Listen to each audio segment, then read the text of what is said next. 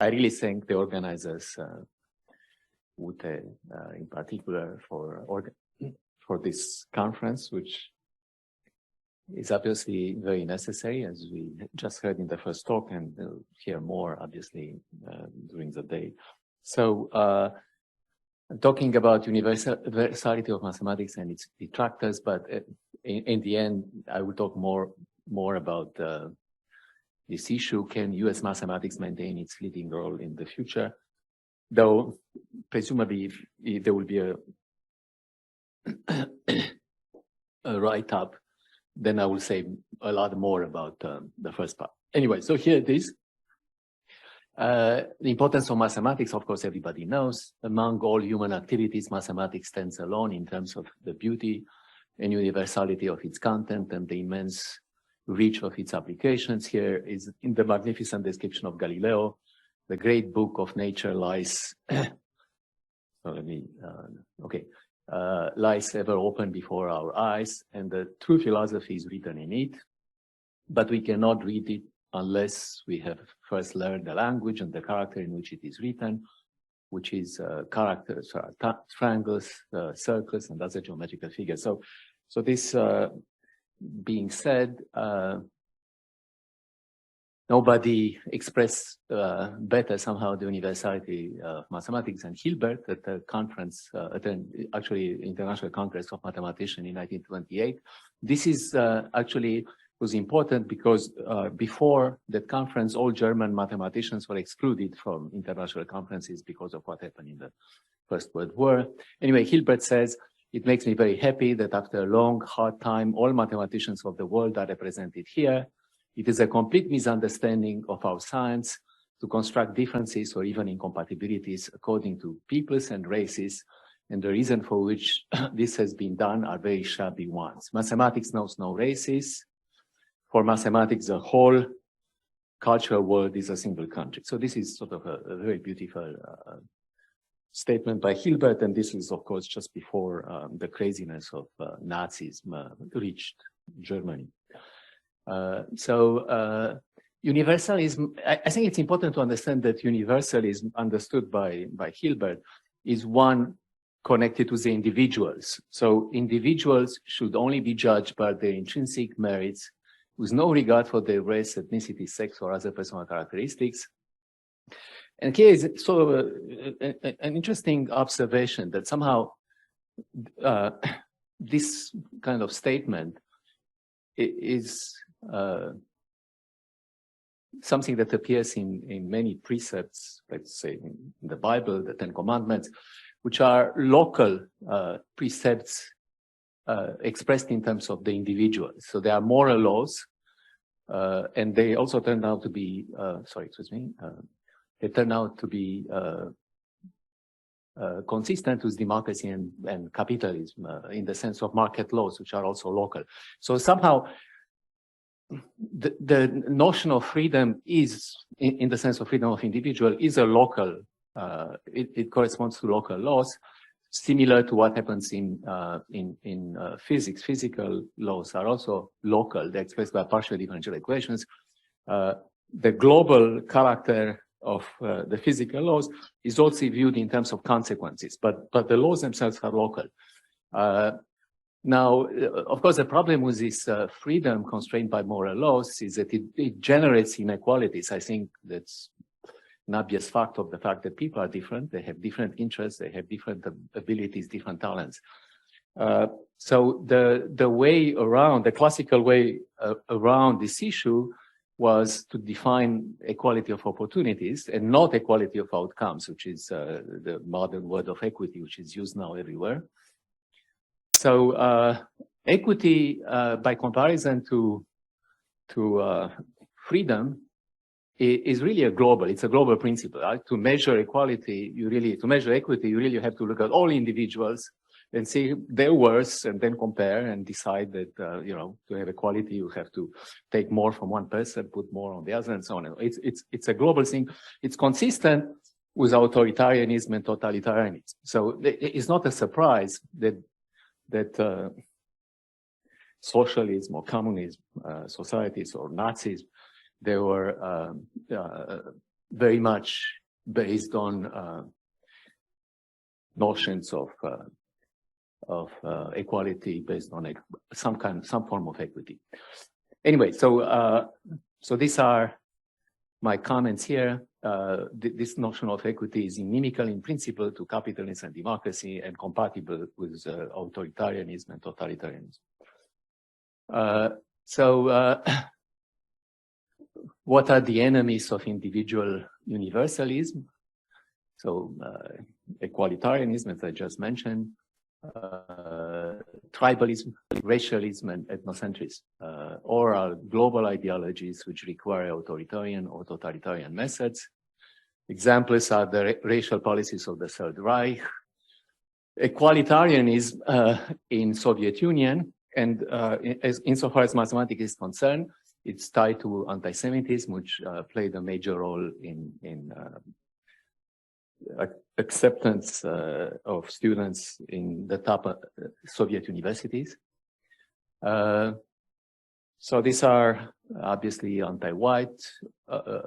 Sorry, the third example is the notion of equity, which is anti-white, anti-patriarchal, anti-Western, which are all tendencies in US today. So you can draw conclusions about whether these sort of things will lead to some kind of authoritarianism also, as these ones were connected to. So here is another observation which is interesting from the point of view of what's happening in the world today as far as mathematics is concerned. Though the content of mathematics is universal, its practitioners have tended to congregate in places where the conditions were ripe to attract top talent from everywhere in the world. So that's sort of an interesting fact. It's not equalitarian at all in the sense that the centers of excellence were very few usually, and were such that they would attract the best people from all over the world. Of course, in antiquity, you had the Athens and Alexandria. Post-Renaissance, you have a lot of places in Italy, France, England, Germany. Of course, in Germany, you had Göttingen, which was really the top mathematics department in the world, just before Hitler came to power. And in fact, there's another famous quote from Hilbert, which he was asked by some Nazi administrator, what happened now that the Jews have left, what happens to mathematics in Germany? And he said, mathematics, there's no more mathematics in Göttingen. I should say Göttingen, not Germany, but of course it's true about the whole German society at the time. So questions of interest: will US maintain its dominance in the future? Yeah, sorry, I forgot to say, so the top 15, 20 universities in United States dominate mathematical research in the world. So that's a fact. It's not just one or two, there are really, I would say, 15, 20 such places. So of course, will US maintain its dominance in the future? What are the dangers? Can we learn something from the recent history of German and Russian mathematics? Unfortunately, I won't be able to reach this part because it's just too much. So let me look at the recent statement of the White House Office of Science of Technology, OSTP. So here are just a few remarks that can be read in that statement.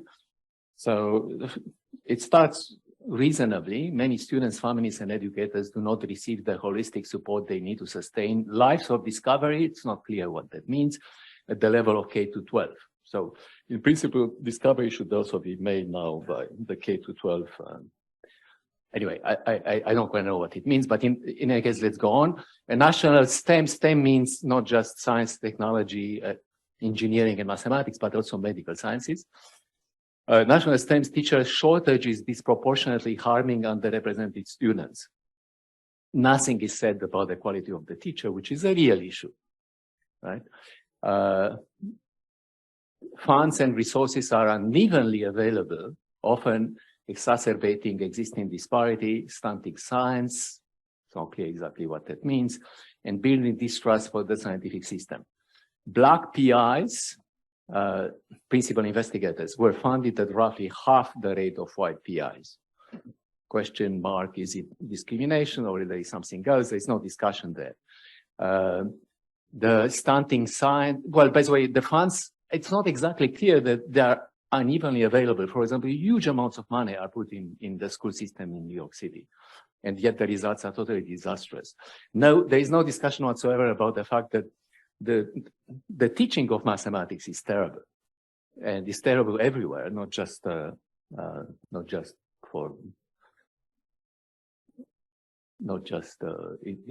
certain areas. So bias, discrimination, and harassment will plague the science and technology ecosystems, and that's understood as racism, sexism, ableism. I don't know what that means. Exclusion, discrimination, cultural disincentives. Of course, they are all in the name of equity. There is neither culture of accountability nor system in place to adequately address these persistent challenges. I don't know exactly what that means. There is a huge bureaucracy nowadays of diversity, equity, and inclusion. So saying that somehow there is no system in place to adequately address this, it doesn't make any sense. Anyway, this is a White House statement about the problems that we face today in science. It's very unfortunate. So here is an alternative point of view. There is a growing influence of social justice and critical theories. So talking about the dangers. Postmodernist ideology, science as a social construct, which you hear more and more. Ethnocentric science is heavily dependent on the culture that produces it.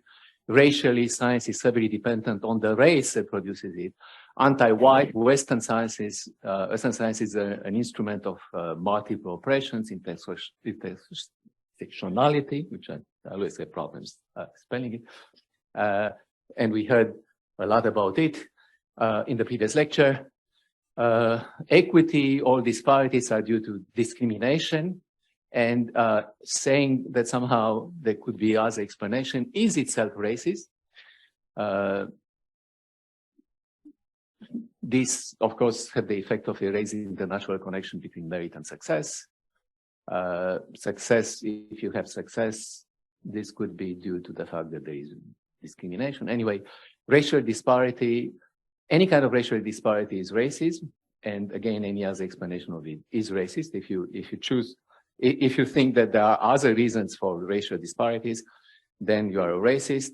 These guys quote us as a remedy for sexual and racial disparities. In other words, more and more quotas all over the place in all respects, not just at universities admissions, but also in various institutes, in research grants, and so on and so forth. Continuing degradation of elementary and secondary mathematical education in the United States, spearheaded by a completely incompetent, ideologically driven education establishment. This is a very serious issue, which is maybe not addressed enough. If you look at schools of education in the United States, in particular school of education insofar as it concerns math, you see extraordinary low quality, intellectual quality, and people don't spend much time about mathematics, but rather by sociology of mathematics. And of course, that means, again, equity and racism and anti-racism and so on and so forth. So I'll have some examples in a second about this. But so these are the dangers, at least as far as I can see. Here are some examples. So a recent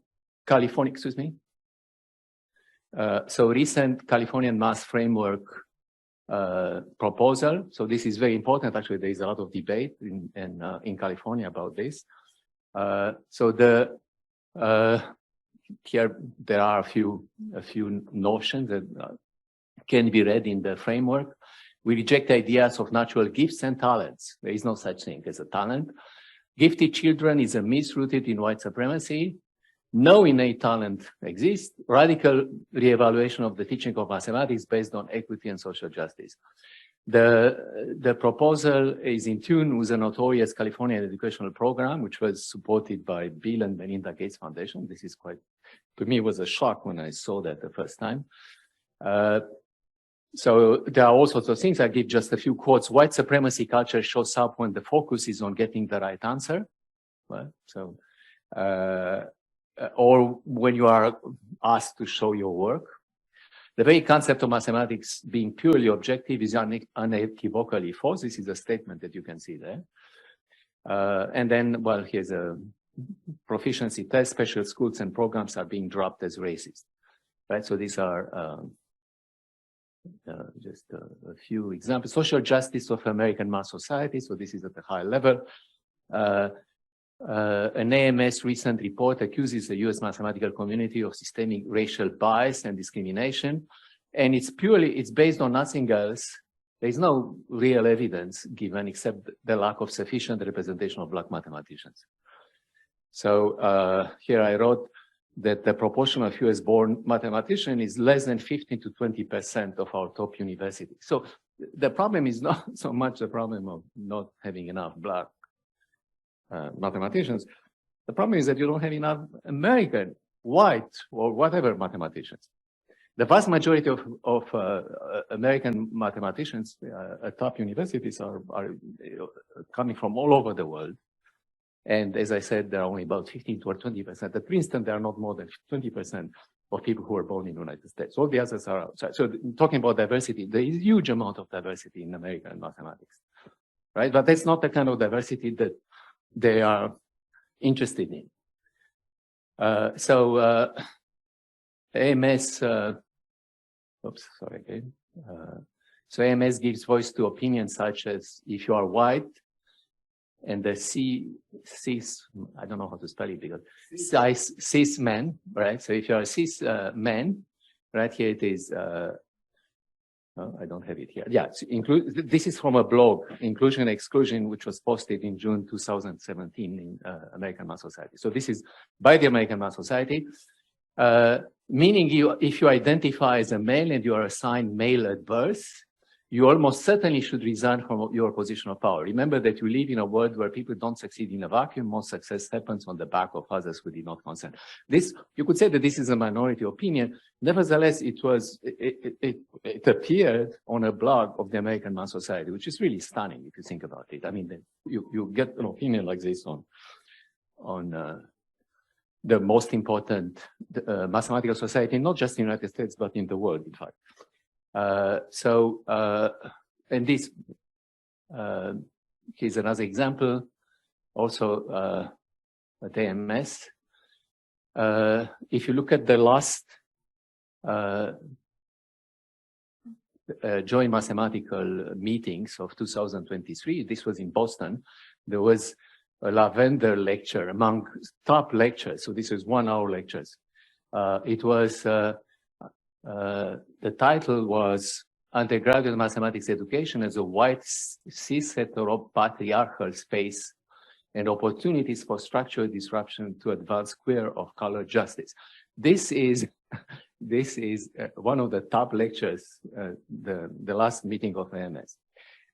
So in addition, among the most recent prizes at the joint meeting, there were 6 prizes presented by the Association of Women in Mathematics, right? So one of that was a dissertation prize, Schaeffer Prize, and so on. But there is this very interesting one, the Mary and the Alfie Gray Award for Social Justice, for the vigorous and imaginative application of the mathematical sciences to advancing the cause of social justice. Mathematics is supposed to, I mean, this, by the way, this sort of thing did not happen in Romania, which was a communist country. I mean, mathematics was respected, was highly respected, even though there were distortions in terms of some kind of politicization, but not the subject of mathematics was never politicized, as far as I remember. There was retention. I mean, maybe to become a professor, you had to be politically well connected and so on and so forth. But the subject of mathematics itself was never distorted in the way it's being distorted right now.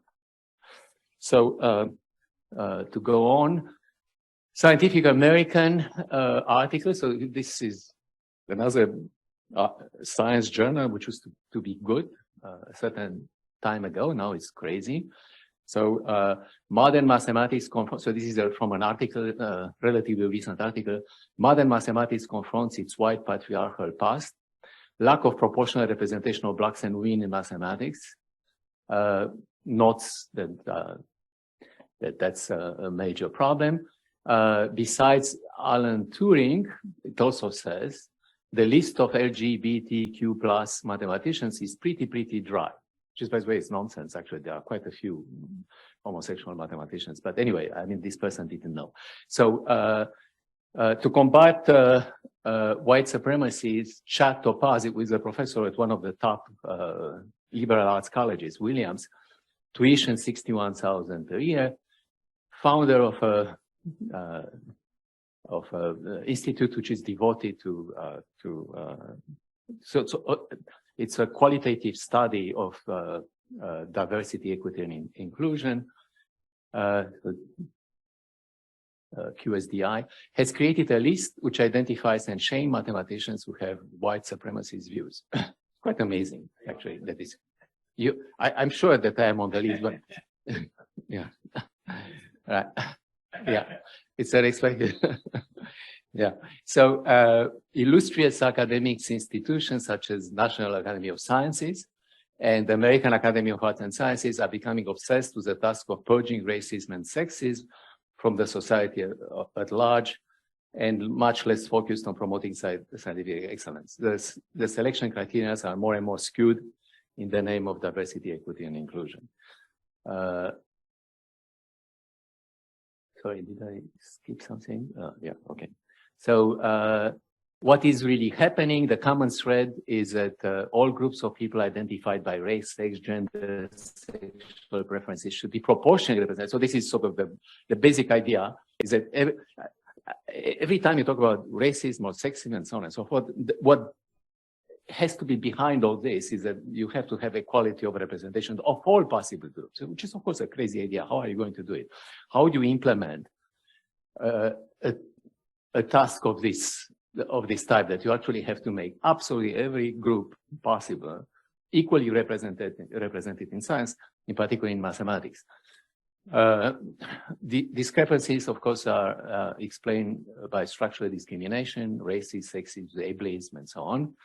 All other explanations are racist. So the question that I'm going to address in the remaining part of my talk is that, are these assumptions correct? So obviously they are incorrect in sports, right? Because we know that in sports, blacks dominate without doubt, right? If you look at basketball or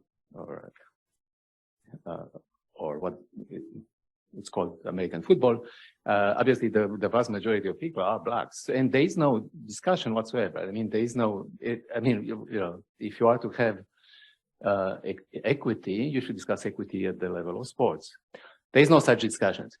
Can equality of outcomes be actually measured? How many identity groups are necessary to obtain true equity? Can remedy based on equity work even if the assumptions are wrong? I mean, you can also ask the question, maybe all these assumptions are wrong, but maybe equity still, as a policy, might lead to some measure of success. So let's go through a few statistics. General statistics: 36% of grade 12 students in the United States perform below basic levels of mathematical performance. So this has nothing to do with blacks or whites or women versus men.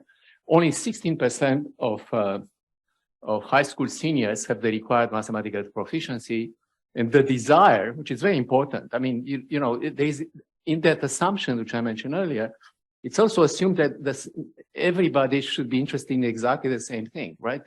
If, for example, women are less interested in mathematics but are more interested in medicine, for example, or biology, or so on and so forth, that's something unacceptable. You cannot mention that, right? It has to be exactly the same.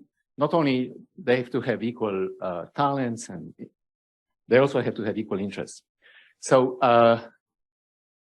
now to continue, so we have 16% of high school students have the required math proficiency. US ranks the number 25 out of 37 in mathematical proficiencies, 15-year-old. This is what 2018 OECD rankings.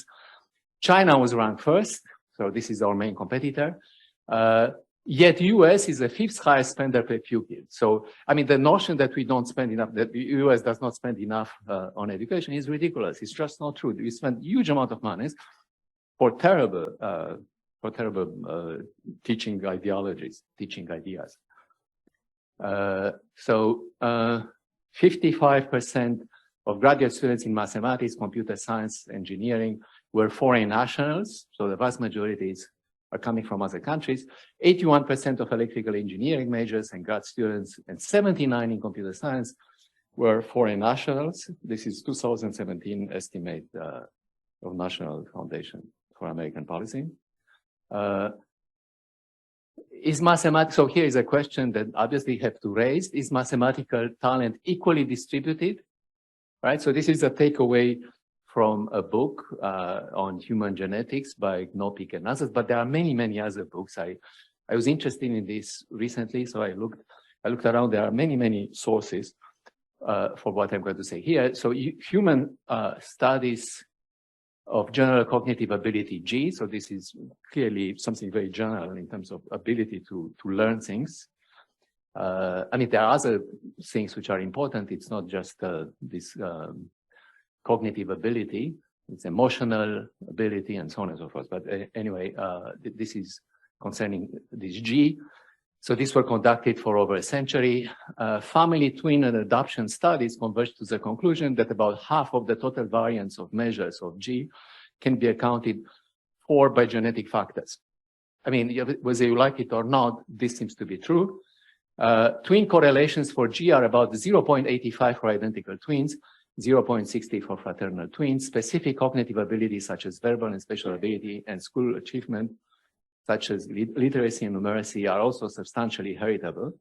Heritability of G increases during the life course, reaching levels in adulthood comparable to the heritability of height.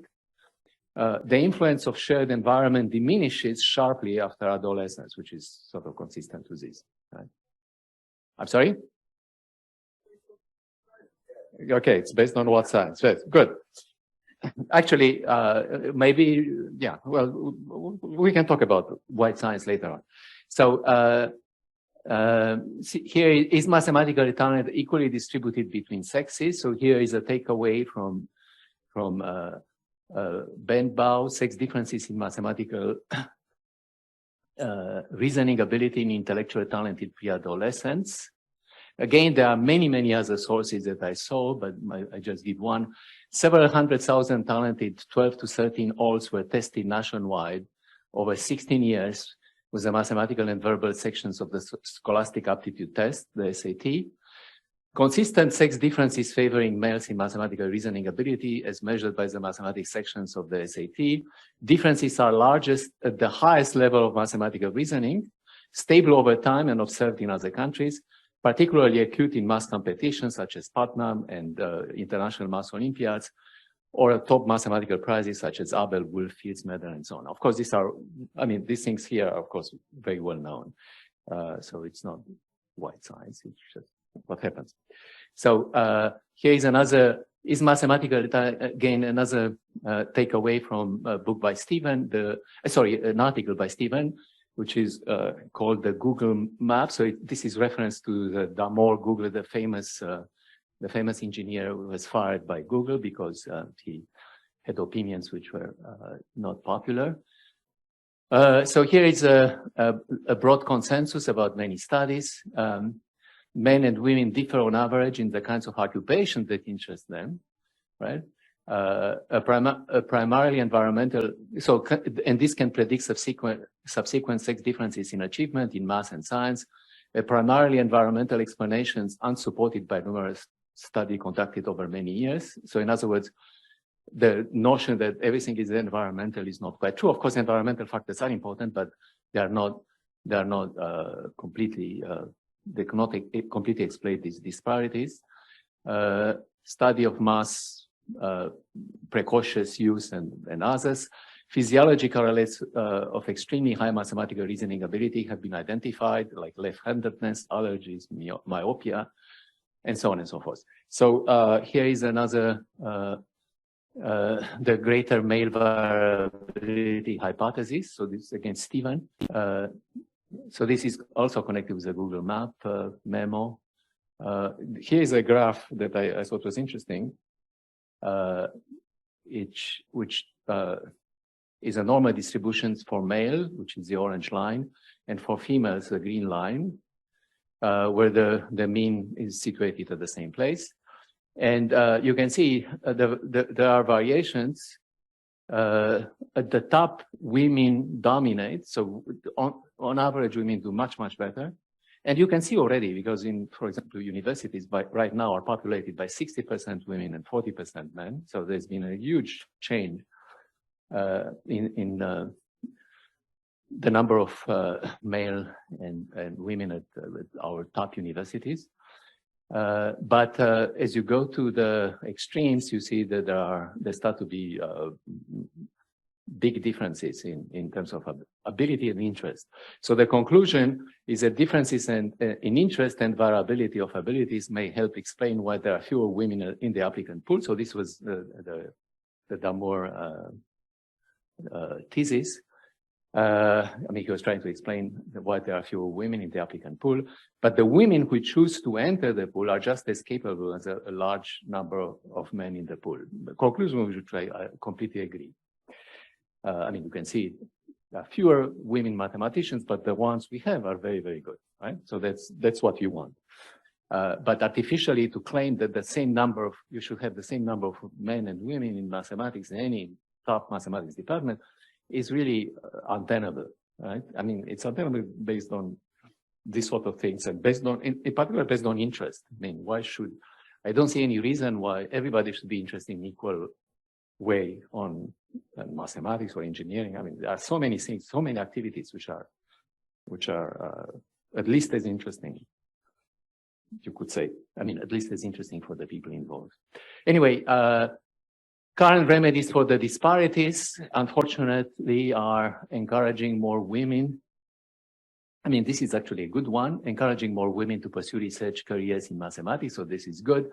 Removing the traditional barriers was absolutely the right thing to do. Huge efforts were made in the last 40 or 50 years. Today, women occupy top leadership position in the top university, research, NSF, MS, NS, NIH. Indeed, that if you look at the top echelon, I mean the top leaders in all these institutions, they are mostly women nowadays, right? So this was enormous. This is another sort of very interesting thing that within a short period of time, you had a complete reversal. If, for example, if you sort of make the assumption that the men mathematicians were inimical to were biased against women in mathematics, then it's very hard to explain why in such a short period of time, the entire field is now at the top, is dominated by women, right? So something else is going on, and unfortunately it's not being addressed. So anyway, today women occupy this. There are special programs, lecture, prizes, fellowship, only for women. Again, this is maybe justified to some extent, but it's becoming now ridiculous. I mean, there are too many of such things, and I don't see any reason why we should discriminate against men, for example. Right? I mean, there are 6 prizes, as I mentioned earlier. 6 prizes were given just to women. I mean, so that's really, I mean, it's a little bit too much as far as I'm concerned, and I don't think it's healthy. Now, how long, so the questions here raised by these things are, how long are these special efforts going to last? I mean, you know, maybe you can say there are not enough women, we have to make an effort, effort was made, but are you going to continue like this, right? How long are you going to continue to make sort of, make special programs, special efforts to promote women? Is 50% representation in all aspects of math the final goal? In other words, you have to ask yourself, what is the goal? Is the goal to have 50%, or is the goal to have 30%, as it's more reasonable given the amount of interest that women have in mathematics? So this obviously is not being asked at all. Even if far fewer women relative to men continue to be interested in math. So in other words, you keep insisting on 50%, even if far fewer women are actually interested. If bias against women's participation in math was so widespread, so this is already what I said. Okay, so I should stop, or I have a How much? 4 minutes. Okay, good. So I can maybe finish. Racial disparities is another interesting topic, right? Before 2005, only 1% of Black students were getting PhD in mathematics. In STEM, actually, I'm sorry. There are 30% of the population. There was 3% in math, which actually is not bad, given the fact that there are so few white U.S. mathematicians born in U.S., right? So actually 3% was pretty good. In fact, amazingly, even after so many efforts which were made, there are fewer now. So in 2021, I saw data that shows only less than 2% PhD in math were given to Black students, even though there are huge efforts being made to get more Blacks in mathematics. So Asian earn about 50% of PhD in statistics and 25% in mathematics. Asian Americans, so in other words, born in the United States, which represent 4% of the population, earn about 8% of mathematical PhD. So contrast these things and see why there's something serious disparities going on. So these are the so-called racial disparities. But the racial disparities are usually discussed in terms of white versus Black, while the real disparity is between Asians and Blacks, right? That's not often, it's not being mentioned. Is this due to racism or unconscious bias? So here are some statistics that I've seen. Number of words children hear at home. So for professional, there are about 2,500 words per hour. Lower class family has about 1,250, and family on welfare has about 600 words per hour. Now, if you look at this, and also you look at the fact that 49% of Blacks and 36, okay, this is Hispanics also, live on welfare. So obviously you conclude that you get 600 words per hour for 49% of the Black. So this, I would think, starts to explain the racial disparity. Asian kids spend about half as much on television and read twice as much as Black kids. Okay, so again, these are statistics that point out to the same thing, that racial disparities are due to other factors than racism or biases. Most widespread remedies are to dumb down admissions, grading, graduation requirements, abandon testing as racist in favor of holistic evaluations. For the same credentials, so these holistic evaluations, by the way, were used by Harvard against Jewish students in the 1930s and 40s, actually. For the same credentials, a Black kid has 4 times more chances to be admitted at Harvard or UNC than an Asian kid. So this is part of, so this is Ardiciano, is professor at Duke University, who really provided a lot of statistics in connection with the current Supreme Court justice issue concerning racial advantages given to Blacks. So this encouraged a culture based on grievances, reintroduce segregation. So this is another thing which is pretty amazing, that desegregation was a big thing during the civil rights era. Now you hear more and more demands for segregation of dorms, graduation, etc. We know the evergreen story. Everybody knows the evergreen story, where a professor, where the Black student decided that to have a one day where only the Blacks would be permitted at the university, the whites should be excluded. It was Weinstein, who was a professor of biochemistry, I think, refused to do that, and he was canceled. He lost his job, and so on and so forth. So these are all things that are being used as remedies. And the questions they raise, and unfortunately I will not be able to finish, the questions they raise is, if universities are systemically racist, why abandon objective measure testing in favor of subjective ones? I mean, if you think that, and you hear all the time, the president of our university has declared at some point that Princeton is systemically racist. So if Princeton is systemically racist, you have to assume that they are going to do everything to keep the Blacks out. But that's, if you want to I mean, if you want to get more, obviously, if you abandon objective measures like testing, you are introducing for subjective, holistic measures. And university is racist, then you are going to have fewer Black students, which of course is not the case. So this is all, of course, a nonsense. If diversity is necessary for a better education, why do people from monocultures like Taiwan, China, Korea are doing so well? Why don't we generalize the experience of successful child? So here is an important issue, which is maybe a good idea to finish with. There are